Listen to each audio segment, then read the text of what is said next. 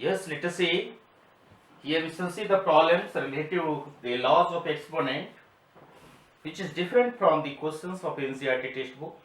It is from exemplar uh, from 1 to 5. Last 6 I have taken the question, that is extra question, you can take it. Here it needs a lot of applications because algebraic work needs more and more simplification. If you practice more and more, you will learn more and more. So the formula you have to remember. So let us see the solution of questions one by one. The first question, you must take care each and every steps while solving the problems. So the first one is, let us see here solution number 1. The rule, laws of exponent that I have explained, that will be used here. Let us see one by one. The first question is simplify. Big bracket 5, small bracket 8 to the power 1 by 3, 27 to the power 1 by 3, whole to the power 3, and whole to the power 1 by 4. Normally what happens in the higher classes, that is 11, 12, this types of problem comes between the simplification, we face lot of problems. So class 9 is the base class of the mathematics. Those who want to make mathematics as a career, they want to make career in engineering side where mathematics applications are required. So please take care each and every step very carefully. Let us see now. This is, don't remove the big bracket. I am writing big bracket here. I will first do the work of small bracket because we shall follow the rule of BODMAS. B O D M A S. This is the basic rule that you have to follow. B stand for bracket, O stand for operation, D stand for division, M stand for multiplication, A stand for addition, S stand for subtraction here. So here only I am giving stress over the bracket. The whole BODMAS rule is not applied here. So let us see big bracket 5. I will go on simplifying the small bracket, then we shall go to the big bracket. सबसे पहले हम लोग small bracket को simplify करेंगे, उसके बाद उसको हटाने के बाद जब आएगा तब बड़े ब्रैकेट में आएंगे, उसको सिम्प्लीफाई करेंगे, फिर उसके बाद हम ऊपर वाले पावर को यूज करेंगे. तो उसको आप देखते चलिए. फर्स्ट स्टेप हम करने जा रहे हैं यहाँ पर, ये आप ध्यान दीजिए. तो 8 है, तो 8 को क्या लिखेंगे 2 to the power 3. तो आप लिख सकते हैं इसको 2 to the power 3 into 1 by 3. आप ब्रैकेट लगा भी सकते थे, नहीं भी लगाया नो प्रॉब्लम. उसी तरह से 27 आपका है, इसको आप लिख सकते हैं 3 to the power 3, 3 to the power 3 into 1 by 3 whole to the power 3 and then whole to the power 1 by 4. Clear हो गया आपको? अब आप चलिए आगे चलते हैं. नेक्स्ट स्टेप में हम लोग अभी तक इसी ब्रैकेट में हैं, ध्यान रखिए. तो 3 3 कैंसिल हो गया, यहां भी 3 3 कैंसिल हो गया. आप चलिए big bracket 5, 2 plus 3 is 5, whole to the power 3 and whole to the power 1 by 4. आप आराम से पढ़ते चले जाइए, आप अपनी मंजिल पर पहुंच जाएंगे. अब आप यहां देखिए कि दोनों का बेस बराबर है. यहाँ 5 का पावर 1 है, यहाँ 5 का पावर 3 है, तो दोनों का बेस बराबर है. तो आप लिख सकते हैं इसको 5 to the power 1 plus 3 4 to the power 1 by 4. ये आपका आ गया. अब आप लिखेंगे 5 to the power 4, so this is 5 to the power 4 and 1 by 4. अब एक एक स्टेप में आपको समझाते चले जा रहे हैं. फिर लॉज ऑफ एक्सपेरिमेंट में आप याद रखेंगे 8 to the power m whole to the power n का, तो 8 to the power m into n हुआ था, यहाँ भी आ जाएगा 5 to the power 4 into 1 by 4. 4 4 cancel हो गया, ये आपको बचा 5. इस तरह से ये आपका आंसर आया. तो हो सकता है आप मेथड समझ गए होंगे कैसे करना है. पहले हम स्मॉल ब्रैकेट को सॉल्व किए, उसके बाद एक्सपोनेंट के रूल को लगा करके फर्स्ट रूल जो बताए थे a का पावर m इंटू a का power n is a to power m plus n, तो ये आपका आया. नेक्स्ट स्टेप में 5 to the power 4 1 by 4 आया, इस रूल को लगाया तो जो जो रूल अप्लाई हो रहे हैं सारे उनको माइंड में रखेंगे। कौन को रूल अप्लाई हुआ एक बार फिर से याद दिला दें। a to the power n into a to the power n का रूल जो a to the power m plus n होता है। दूसरा अप्लाई हुआ a to the power m whole to the power n is equal to a to the power m into n। तो आपको बताया था कि ये रूल बीच में आपको अप्लाई होते चले जाएंगे, जहां जरूरत पड़ेगी उसको हम अप्लाई करेंगे। कि मैथमेटिक्स हमारा क्या है, जितने फार्मूला है एक टूल का काम कर रहा है जो हमको सिंप्लीफिकेशन में मदद करता है। अब चलते हैं क्वेश्चन नंबर 2 की ओर।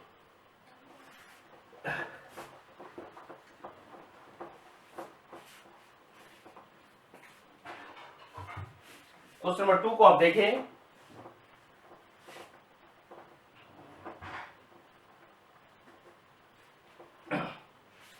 यस, लेट अस सी क्वेश्चन नंबर 2।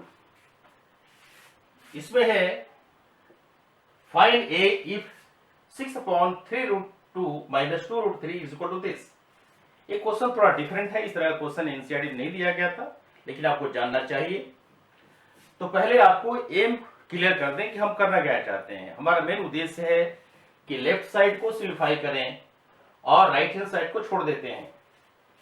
लेफ्ट साइड को सिंप्लीफाई करने के लिए तरीका आप जानते ही हैं कि जो डिनोमिनेटर का टर्म है इसको रेशनलाइज करेंगे और उसको ऊपर ले जाएंगे, फिर सिंप्लीफाई करके आगे बढ़ेंगे। तो चलिए चलते हैं। तो पहले लिखेंगे 6/3√2 - 2√3 is equal to 3√2 - a√3। Question को लिख दिया। राइट हैंड साइड को डिस्टर्ब नहीं करेंगे, लेफ्ट हैंड साइड को चलेंगे। तो लेफ्ट साइड में डिनोमिनेटर को रेशनलाइज कर रहे हैं, तो हम क्या लिखेंगे, दिस इंप्लाइज 6/3√2 - 2√3। और आप जानते हैं क्या करते हैं हम, अब इसका अपोजिट साइन लेते हैं, 3√2 + 2√3 से ऊपर नीचे मल्टीप्लाई कर देते हैं + 2√3। ये समझ गए होंगे। राइट हैंड साइड में एज इट इज लिखते चले जाइए 3√2 - a√3। क्लियर हो गया। ये हमारा एक्स्ट्रा वर्क है, जिससे मल्टीप्लाई किया उसे से डिवाइड कर दिया, कोई चिंता नहीं है। लेकिन हमारे लिए बहुत बड़ा मदद हो गया। क्या मदद हुआ कि 6 × 3√2 + 2√3 न्यूमरेटर में एज इट इज होगा, डिनोमिनेटर में फार्मूला लग गया a + b × a - b। आप जानते हैं formula a + b × a - b क्या होता है, a² - b²। इस फार्मूला को यूज कर रहे हैं। यहाँ क्या है, 3√2 है, b क्या है, -2√3 है। तो a - b and a + b, so it is a² 3√2 - 2√3 whole square is equal to 3√2 - a√3। हम राइट साइड को ऐसे ही लिख दिया। अब आप देखेंगे न्यूमरेटर को छोड़ देते हैं, 6 × 3√2 + 2√3 अपॉन 3 होल स्क्वायर 9 × 2, ये हो जाएगा 9 × √2 whole square -2 whole square 4 × √3 whole square is equal to 3√2 - a√3। कौन सा रूल अप्लाई किए हम, आपको बता दिए थे रूल को। हम यहाँ भी लिख देते हैं ab to the power n is equal to a to the power n into b to the power n। ये इसको आप ध्यान रखेंगे। ये आपका आया 3√2, दोनों डिफरेंट टर्म है, इसका पावर आया तो सेम पावर दूर पर चला गया। 3 का स्क्वायर 9, √2 होल स्क्वायर लिखा हुआ है, 2 होल स्क्वायर 4 होता है, √3 होल स्क्वायर लिख दिया। तो रूल को आप याद रखेंगे हमेशा माइंड में। अब आप चलिए आगे की ओर, आगे चलते हैं। अब आप देखिए √2 होल स्क्वायर क्या हुआ, √2 होल स्क्वायर, √2 होल स्क्वायर का मतलब हुआ इसका पावर हुआ 2 का पावर हाफ, 2 × 1/2 यानी हो गया 2। ध्यान रखेंगे √2 होल स्क्वायर इस तरह से ब्रेक कर सकते हैं, या नहीं तो √2 × √2 करके आप कर सकते हैं। तो अब चलिए ये आपका √2 होल स्क्वायर हो गया 2, 9 × 2 = 18 माइनस ये हो गया 6 3√2 + 2√3 whole divided by 9 × 2 = 18 minus 12 is equal to 3√2 - a√3। ये आपका टर्म आया। तो इस तरह से आप देखिए हम लोग चल रहे हैं। रिमेनिंग पार्ट को आप यहां देखिए। इसमें क्या हो रहा है, स्टार लगाकर यहां दिखा दे रहे हैं, आप देखते चलिए। 18 माइनस 12 इज 6, तो 6 into 3√2 plus 2√3 upon 6 is equal to 3√2 minus a√3। इस तरह से 6 कैंसिल हो गया, आपका टर्म बचा 3√2 plus 2√3 is equal to 3√2 minus a√3। यहाँ 3√2 दोनों साइड है, इसको आप कैंसिल कर दीजिए। कैंसिल करने के बाद आया 2√3 is equal to minus a√3। अब यहां भी एक रूल आ गया, ये दोनों का तरफ का सर्ड बराबर है तो हम इसको इक्वेट कर सकते हैं। जैसे √3 यहां है, यहां भी √3 है, इसको आप कैंसिल भी कर सकते हो।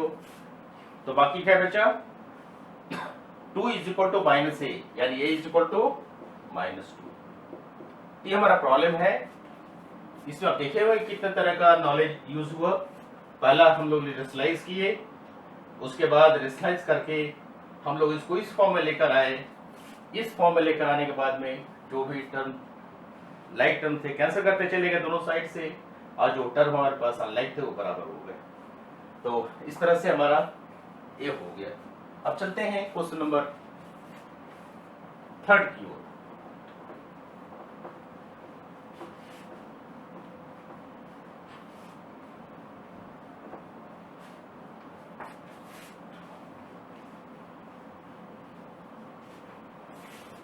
क्वेश्चन 3 क्या कर रहा है, इसको देखिए ध्यान से। कह रहा है कि ये 2 प्लस √3 है, तो ये -1 बाई ये करना है। तो यहां हम डायरेक्ट सॉल्यूशन में आ जाते हैं। सॉल्यूशन 3 ये तो आपको है ही, a इज 2 प्लस √3। आपको निकालना क्या है, 1/a कर दीजिए, बहुत सिंपल। इसको आप रेशनलाइज कर देंगे तो 2 माइनस √3, 2 माइनस √3 से रेशनलाइज कर दीजिए, तो आप क्या बचा 2 minus √3 whole divided by a plus b to a minus b, a square minus b square, वही फॉर्मूला लगा, यानी 2 square minus √3 whole square. √3 whole square का मतलब जानते ही, पहले देखे थे हम लोग, 3 का पावर हाफ हो गया, ये हो गया 2 minus √3 divided by 2 square is 4 minus 3 का पावर हाफ इंटू 2, 2 कैंसिल हो गया, 2 minus √3 upon 4 minus 3 that is 1, that is 2 minus √3। इस तरह से हमारा 1/a हो गया। अब आप चलिए, आपको चाहिए a माइनस 1/a, तो ये आपका हो गया 2 प्लस √3 माइनस 2 प्लस √3, यानी 2 कैंसिल हो गया, 2 √3 आ गया। ये आपका आंसर है। इस तरह से आप इसे सॉल्व कर लीजिए। आपको खुद आभास हो रहा हो कि सारे क्वेश्चंस बहुत ही डिफरेंट थे, जिसको हम लोगों ने पहले नॉलेज से जो सीखे उसको अप्लाई करके चलते आ रहे हैं। चलिए हम आगे चलते हैं। किसी तरह से कोई समस्या है आप जरूर समाधान कीजिए। अब चलते हैं क्वेश्चन नंबर 4 की ओर। क्वेश्चन 4 क्या कह रहा है, ए दिया हुआ है, आपको a square plus 1/a square कर रहे हैं। हमको लग रहा है फॉर्मूला आपको दे दें, आप बना लेंगे। कुछ क्वेश्चन ऐसे हैं जो आप हिंट से बना सकते हैं, तो 4 का हिंट हम दे रहे हैं। तरीका आप समझ गए। हिंट क्या है, पहले आप a है तो आप 1/a निकाल लीजिए, 1/a निकाल लीजिए, तो 1/a कितना हुआ 2/3 प्लस √5। इसको आप रेशनलाइज कर दीजिए, so this is 3 minus √5 upon 3 minus √5, यानी आपका आ गया 2 into 3 minus √5 whole divided by a plus b into a minus b। 3 plus √5 into 3 minus √5 is 9 minus 5, और थोड़ा फास्ट हो गया, तो 2 into 3 minus √5 whole divided by 9 minus 5 is 4, so 2 2 जा 4, एंड दिस इज 3 माइनस √5 देखो, ये आपका आ गया। अब आपको a square plus 1/a square चाहिए, तो आप एक फॉर्मूला यूज कर सकते हैं, a square plus b square is equal to A plus B whole square minus 2ab, ये आपका फॉर्मूला हो गया। क्लास 8 में पढ़ चुके हैं आप फॉर्मूला। तो A plus B whole square minus 2ab, A plus B आप निकालिए। ए प्लस बी क्या आया, ए प्लस 1/a, हमारे फॉर्म में A square plus 1/a square is equal to A plus 1/a whole square minus 2 into A into 1/a, यानी ये cancel हो गया, a plus 1/a whole square. तो जिस तरह से हम लोग पहले किए थे उस तरह से आप a प्लस 1/a को जोड़ दीजिए, यहाँ बैठा दीजिए और आ जाएगा आपका रिजल्ट। यही आपका